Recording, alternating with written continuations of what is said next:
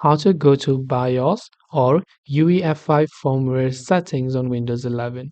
Now, you might want to go to UEFI Firmware Settings to enable, let's say, some legacy hardware options and so on. Just keep in mind that this step is dependent upon the manufacturer and the device you're using, because each of these manufacturers has different boot key and different type of boot commands. Now, a simple way that we can achieve this is by we can simply open up settings on Windows 11, go to Windows Update, Advanced Options, and from here select Recovery. From Recovery, you can see Advanced Startup. You just have to click on Restart Now and click on Restart.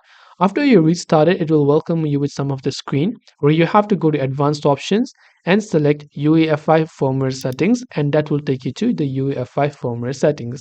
That's one of the ways to achieve it.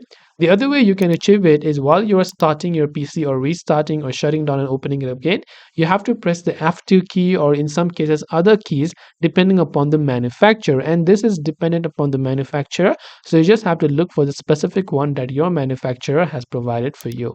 I hope this video helped you. If you have any questions, feel free to leave them down. Thanks for watching and see you in the next video.